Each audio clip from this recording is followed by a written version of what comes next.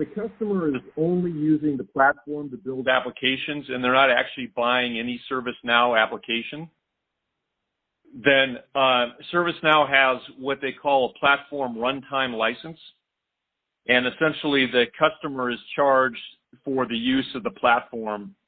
And it's a fairly nominal charge actually. But yeah, ServiceNow does charge you, I want to say it was something like, when I was there, something like $2,500 a month to use the platform. And that essentially gives you unlimited rights to build any application you want on top of it.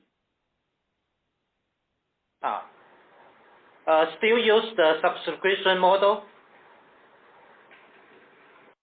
Yep. Yeah, still subscription. It's just a flat fee per month, and you pay for it on an annual basis. Okay. Yeah, so I think we have already finished the question 6 in the same time.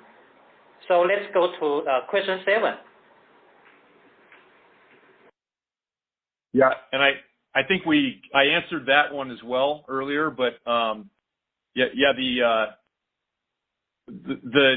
short answer on that is that ServiceNow has been increasingly over the last several years been marketing the platform as a general purpose enterprise application platform. And so they have not only created a set of tools and so forth that make it easy for end customers to build new applications on that platform. They've built an ecosystem around the platform that makes it easy for partners and customers to share applications or components of applications that they've built. And so, really kind of foster this collaborative ecosystem. And it's both for pay and not for pay.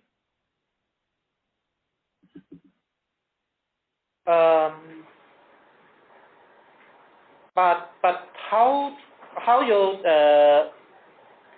convince or attract the partner to develop apps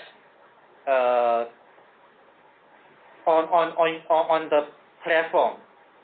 How the partner make sure they can earn the money? Yeah, I think so. There's what I call a breadth and a depth strategy, right? So the breadth strategy is to market the platform and evangelize the power of the platform and get as much generic adoption as you can on the platform. And so a lot of that happens more or less for free, just because ServiceNow has some momentum now in the industry. And so more and more people are just going to it organically. Now, there are cases where let me just give you healthcare for a moment. So in the United States, there's a couple main healthcare management systems. One of them is Epic. It's kind of like an SAP for ERP. That's what it is for healthcare. And it's a very complicated system for managing patient onboarding and a bunch of other things. And what we wanted to do is we wanted to find partners that could build integration to the ServiceNow platform and Epic.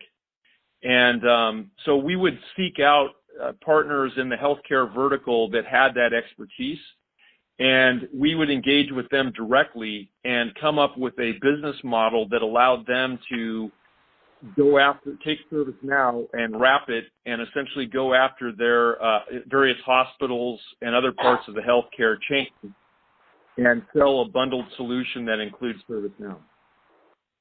And so that's kind of the depth model, and ServiceNow has a dedicated partner team that would be responsible for identifying those kind of partners, and then we would engage with them directly and see if we could come up with a win-win strategy with them where they could make a lot of money and they're pulling ServiceNow through into this vertical.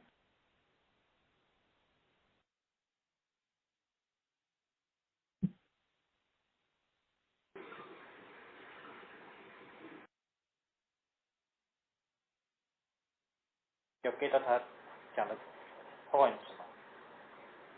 我们感觉他只是在强调说他的 platform